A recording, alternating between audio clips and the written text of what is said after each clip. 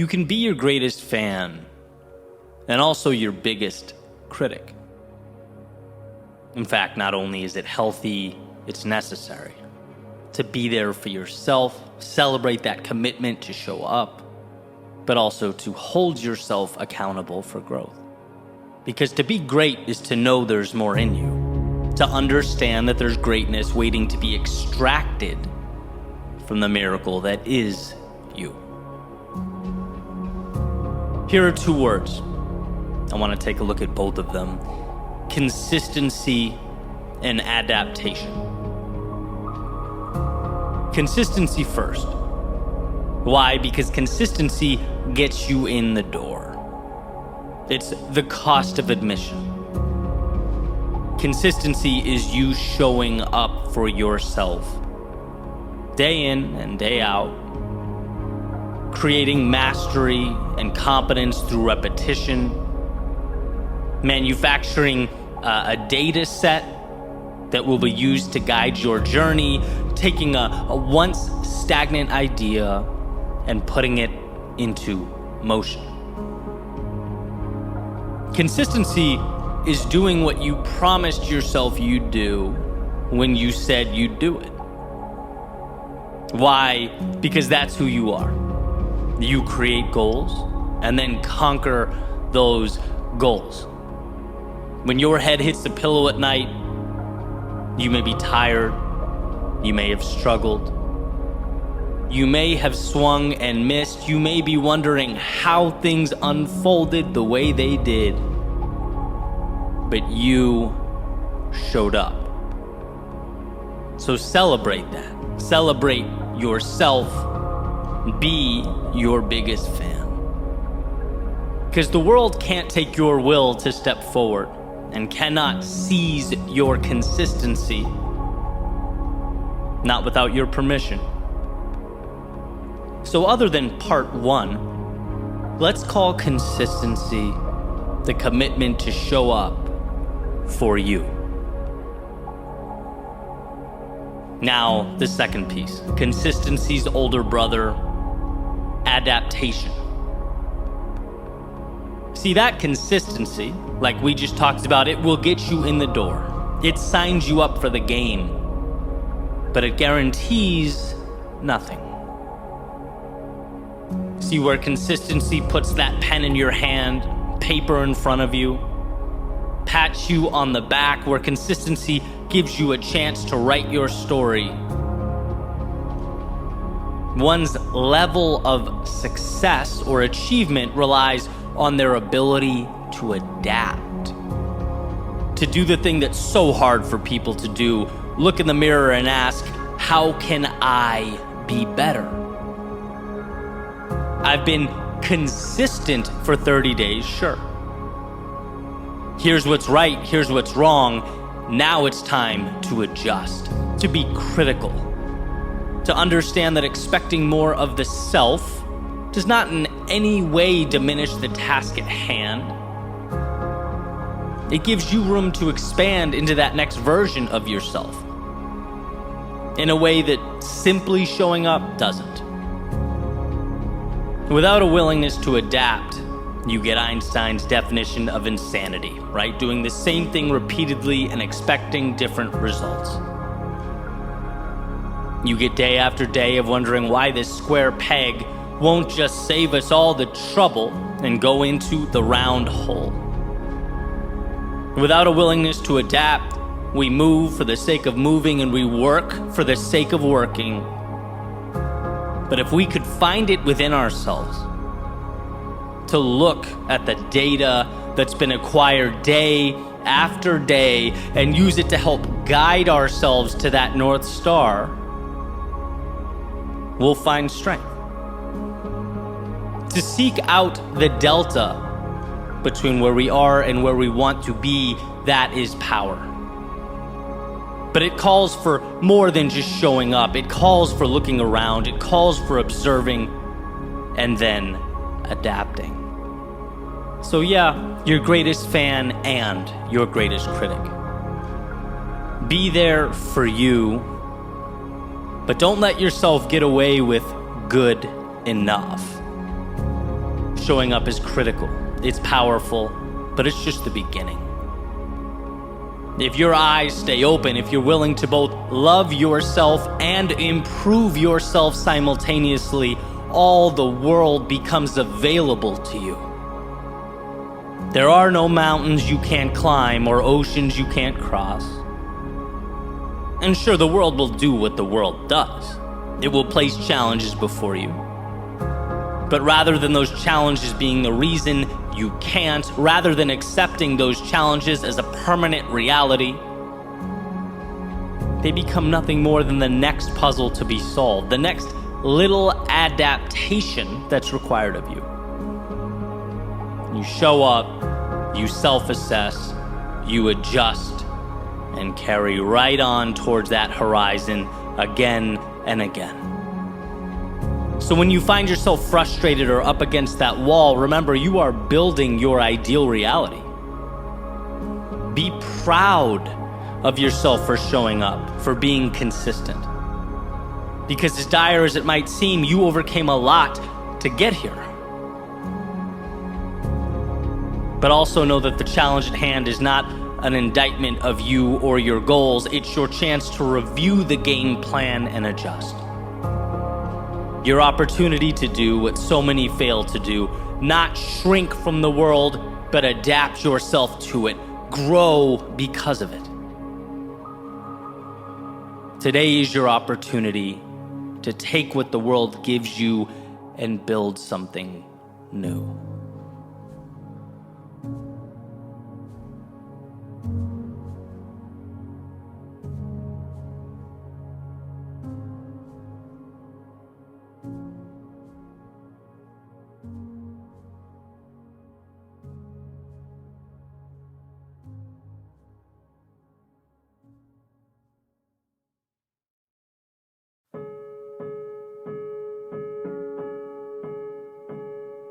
That to find ourselves requires we must first lose ourselves, is, I believe, life's greatest paradox. Leaving that carousel of comfort, the predictability of what we know, the certainty of who we believe ourselves to be, for a promise with no real guarantee of being kept, well, it's nothing short of irrational. Are the odds in our favor? Perhaps not. But by stepping off, by placing our bets on a different track with a different prize at a different time, we have increased those odds from 0 to, well, I guess we decide. And see, the world teaches us that it's advantageous to spin. A spinning carousel is predictable. It can't be cheated. There's very little room for loss or humiliation or setbacks or even life to get in the way. You know where you start and you know where you end, and that's just the thing. This spinning world is so easy that people don't want to leave. In fact, it's not until you walk away from the crowd that you even face the unknown. And that's precisely why it's so hard to walk alone. It's hard, it's challenging because of the now. Not because the now can't be measured or understood. No, we get it. But because there's this little whisper in the back of our heads that the now might go on and on and on forever, that check will never be cashed, the summit never reached. No, just footsteps down a perpetually long, windy road. And that's, when maybe, just maybe, we miss that carousel. We miss the safety and security. And that's what sometimes makes it such a stressful thing to walk alone. We think about all of ourselves, our mind, our heart we've left behind along the way. Truths we now have to face, things they never taught us on that carousel. We had to learn that we were wrong about who'd be by our side through it all. We could no longer hide behind the notion that when things got tough, someday everything would be there, would be the same. We learn to swim by jumping into the deep end, seeing in real time that people only believe it already exists. What's put in front of them, that ideas are empty, that a dream is a language only spoken by its creator. And if you want it to mean anything, you must dedicate your life to translating it. We learn how much is backwards, how much of life is reactive, that success is being one of the few who don't react, but build a world to react to. And in the thick of it all, to internalize the process, because talking does nothing. Plans are just potential energy confined to your pocket. You have to be okay growing that seed by yourself. Like a runner making her way past a crowd, right? The crowd sees calm, sees peace, sees the finesse of an athlete gliding over the pavement. They have no idea the war being fought behind her eyes. The silencing of constant whispers to slow down, to do less, the repression of pain that consumes her to such an extent it can't even really be pinpointed. It just kind of floats over her body. They'll never know that. And what we learn is that they don't need to. It's the truth. And see, it's also what makes it quite lonely to walk alone. Walking alone, well, it's a lot of things. But it's never boring. It's never dull. And if you can hang in there long enough without even noticing the headwind you've been fighting, it becomes a tailwind. And where we may have felt alone, the idea pops into our heads that maybe that's not quite right. If anything, the wind at our back is now momentum. It's a partner along the way. That carousel, yeah, it's still spinning, but somewhere else. Some far off place beyond our field of vision. And no, things don't ever become easy. We wouldn't want that. But difficulty is interpreted differently now. Not a burden, but a cost, and one we'd gladly continue to pay.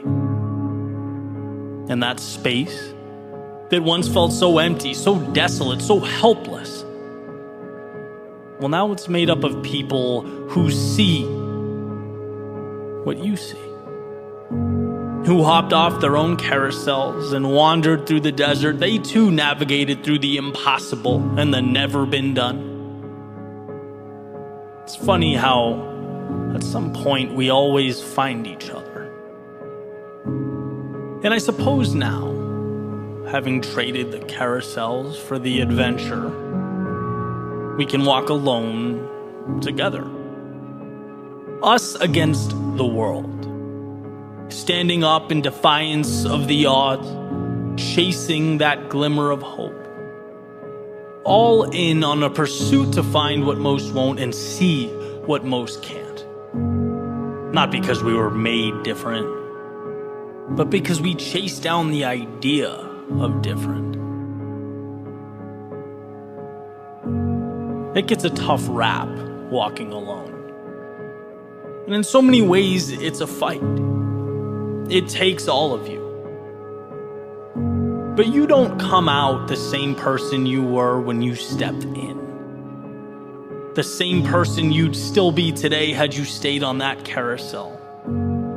So if you are still spinning, step off. And if you have, if you're still adjusting to the discomfort of reality, if you're making your way through the hell of uncertainty or questioning whether you have what it takes or have the strength to commit, I promise you do. In fact, you're right where you need to be. So don't be distracted by those screaming of their successes or communicating, capturing every small win as they make their way around the carousel. It's the quiet ones who change themselves. The ones who take life one step at a time, one battle at a time, who redefine reality. And I'm sure you can't see it now. No one can. No one can see the sun amidst the storm, but you'll emerge stronger than you ever were. You will navigate towards the ideal and away from that life you once settled for. It's a long path, but it's worth it. So get up and let your feet guide the way. Let's go walk alone.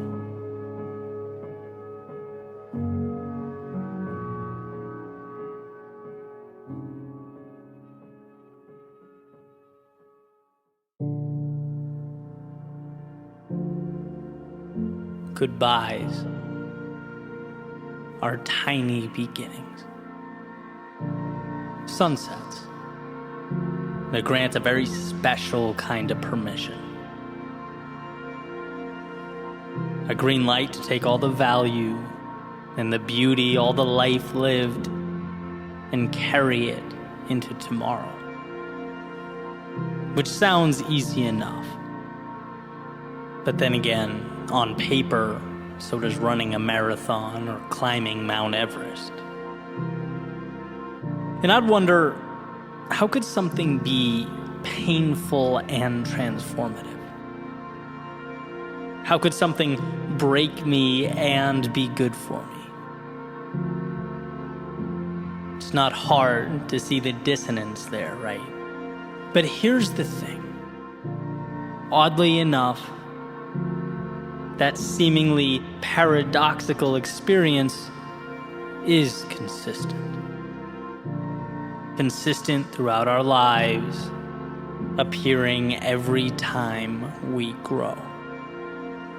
Our darkest moments feel like endings, perhaps because we're hanging on to what was, the ideas that felt like home.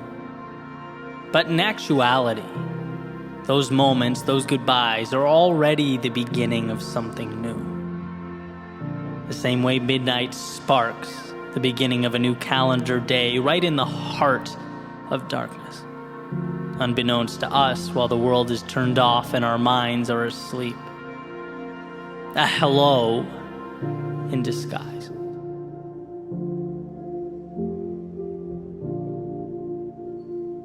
When we said goodbye, my heart immediately declared war on my mind. Why? Because her not being there didn't make sense. Because when you care about something, you fight for that thing. Because goodbyes, well, they signify change, and I liked this chapter. But my brain fired right back. Right idea, just wrong time. What's the reality of this situation? Did you ask yourself that? It said letting go can be the hardest thing and the right thing simultaneously, that I should know the rules.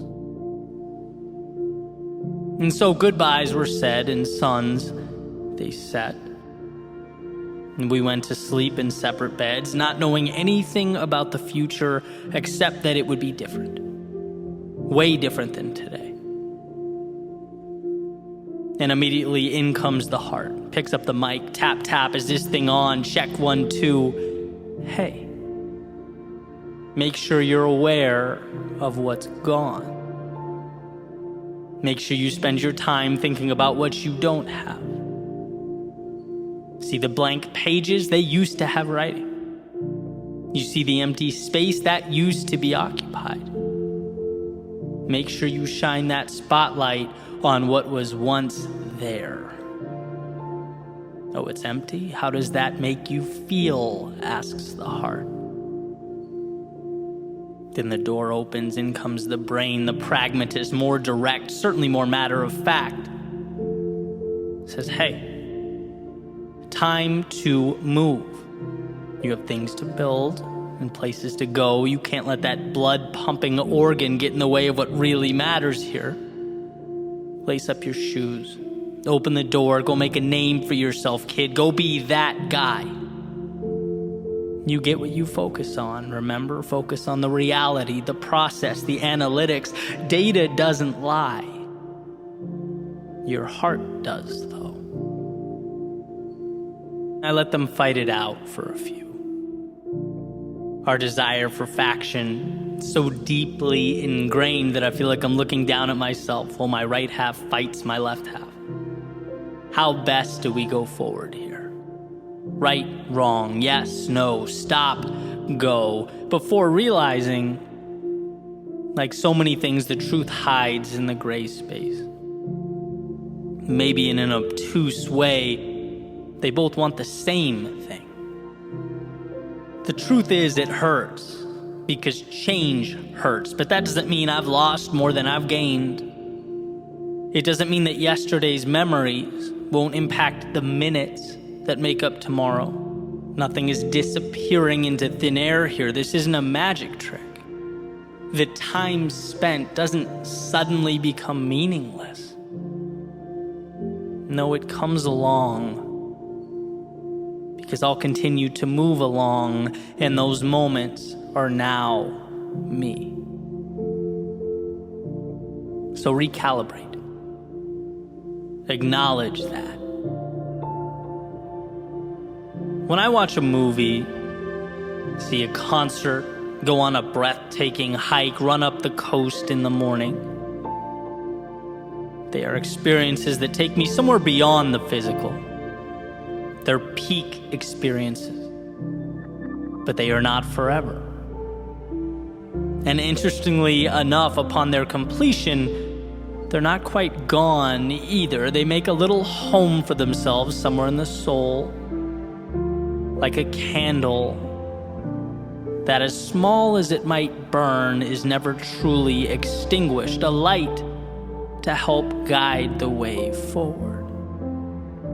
And so when we find ourselves in the dark, how powerful that we remember to reach for it. As the saying goes, you have everything you need. And you do, because of everywhere you've been and everyone that's helped keep your soul ablaze. You are the continuation of the best story ever written. And no hero makes it on his own. And so that night, I decided to mix things up a bit. Sit under the bright lights of the South Florida sky, glistening pieces of wisdom that share for free. And the moon, that moon, which I recently learned we can only see because the sun's light reflects off of it. Perhaps they too knew each other in a previous life. But me, I got in my car, drove out to the beach, a nice change of scenery. Figured it would be a real treat to hear myself think, to find clarity. I climbed up onto a lifeguard stand, let my feet dangle over the edge, and just looked out. Watched the waves crash on the sand. The clock would strike midnight soon, and while the world slept, I would be given a brand new day. And what a relief. Because the previous one was painful, the previous one hurt, the previous one broke me.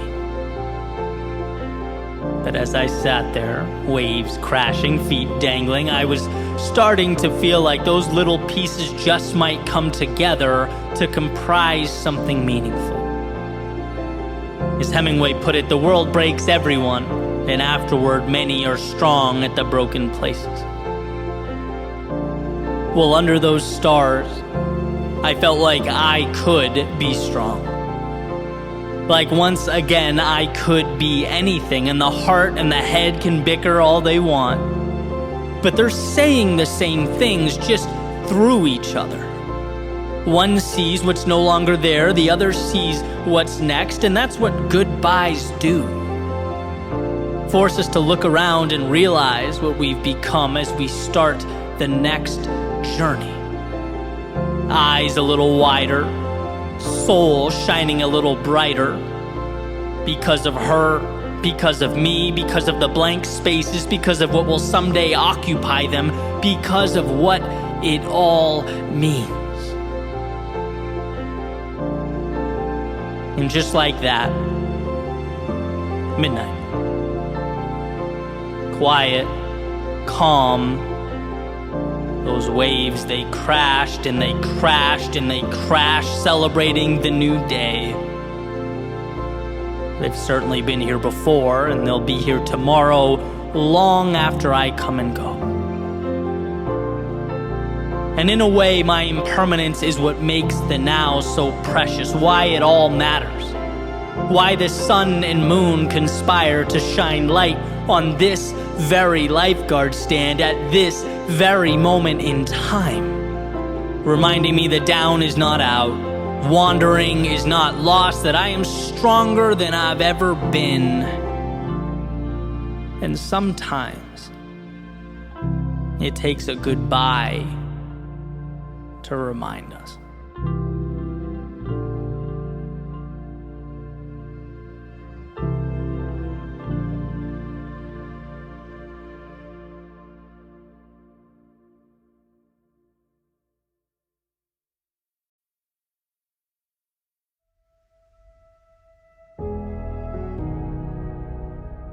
Nothing in life is as important as you think it is while you are thinking about it. This was written by the author of Thinking Fast and Slow, Daniel Kahneman. And what he's referring to is a cognitive bias known as the focusing illusion. Pretty basic idea. It means that we elevate the importance of things that we think about while ignoring other aspects of our lives.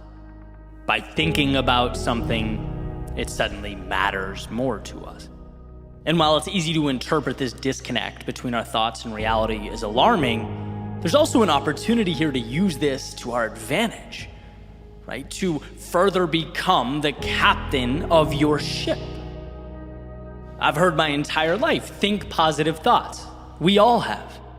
But there's value in understanding why that's true, right? Otherwise, it just feels like a meaningless ritual. So Kahneman talks about a study with college students where they were asked about their overall level of happiness, and then they were asked about their dating lives. And the answers they gave, there were really, there was no correlation between the two answers. But when the order of the questions were switched, when the students were asked about their dating lives first, and then their overall happiness, the correlation between the two answers increased.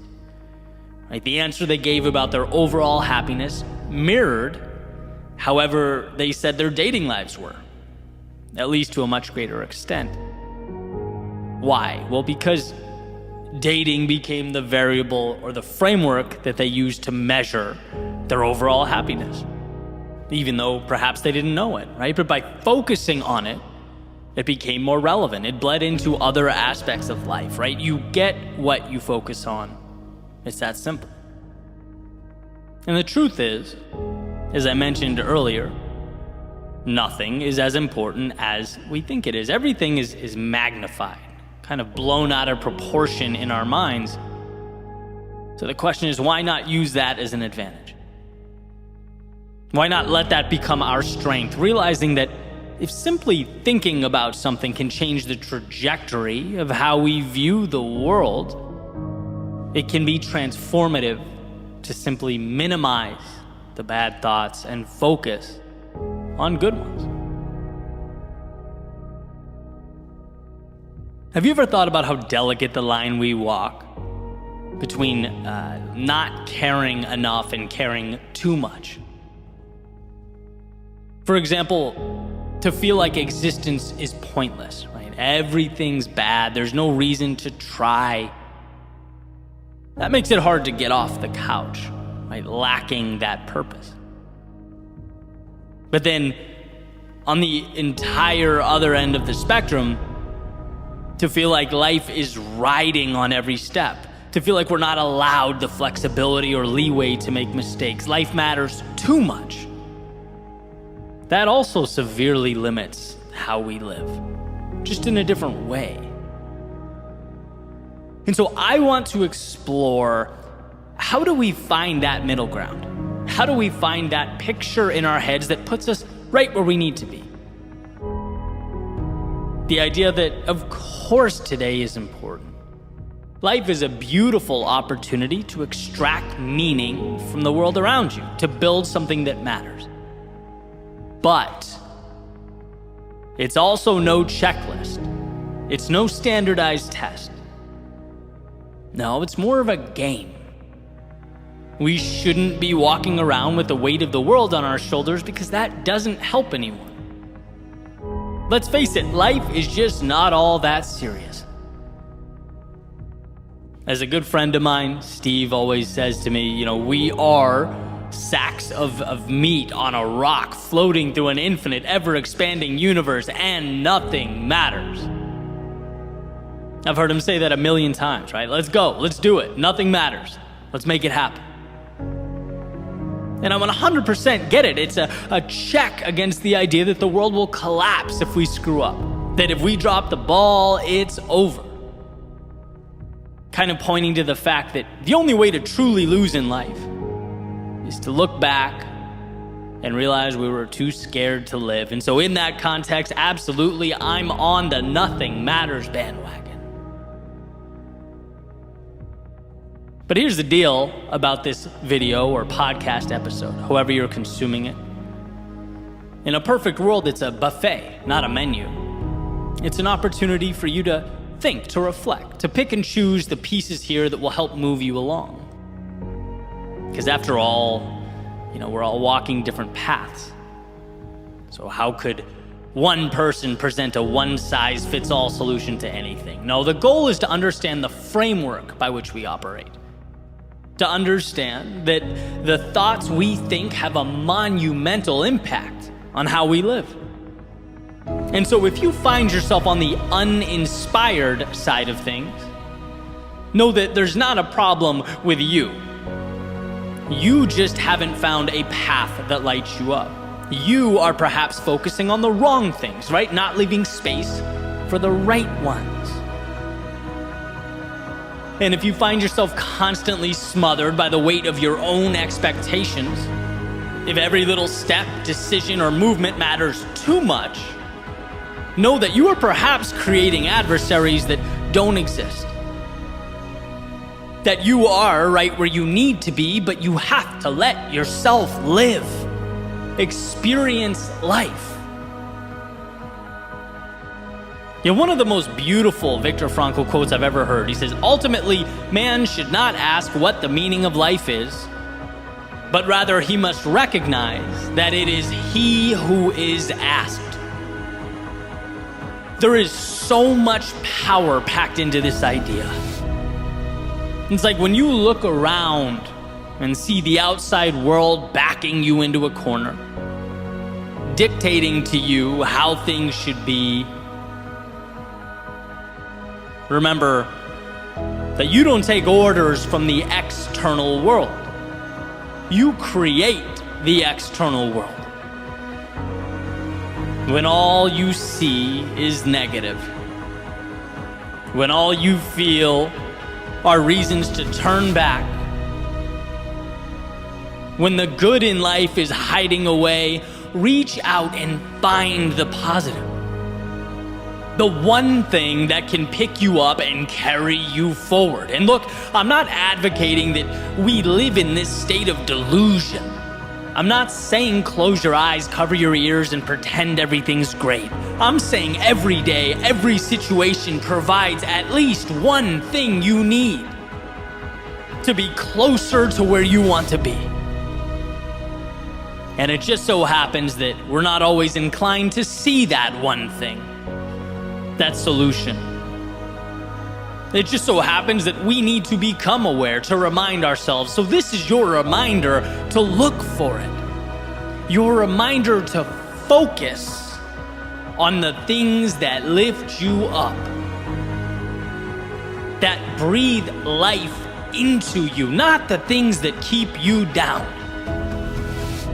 And so here's to finding that sweet spot, right? Walking the line between Viktor Frankl's meaning starts with you And my old pal Steve's mantra, nothing matters, so go live your life. This is not a race. You're not being graded on the outcome here. You're giving yourself permission to experience that jolt you get when you open your eyes as the sun comes up each morning, knowing that how you're about to spend your time will be a product of the game you designed. A game in which, yes, you'll feel lost from time to time. You'll lose that North Star every so often. You'll question the journey you're on. But guess what? When you take responsibility for the circumstance, you also empower yourself to right the ship. You're at the wheel, playing the game of life as it was meant to be played on your terms. If it does not serve you, let it go. If it doesn't help you, move beyond it. As Kahneman states, our thoughts grossly over-exaggerate that reality on the ground, so let that framework emphasize your passion, your strength, and your dreams, not the inverse. What we focus on, we get. So believe in yourself with such conviction that those around you look on and wonder what gave you the right to see those things. What made you think it was okay to believe in that which you believe? You never got a permission slip in the mail. You never stumbled upon a permit that granted you access to the good things in life. No, you just came to understand the game and how it's played. You came to see that we have options. The option to find the bad and the option to find the good. The choice to see why you can't and the choice to see why you will. That's what will separate you from both your past self and those looking on from afar. See, change is never a product of magic, as people seem to think. No, most often, it's taking on the challenge of seeing what is not yet there. Stepping into the arena with possibility, with the upside. So today, see it. Focus on it, lock it in, and don't let go. With everything you have, all that's within you, don't let go. For everything tomorrow can be, for everything you have always been, don't let go.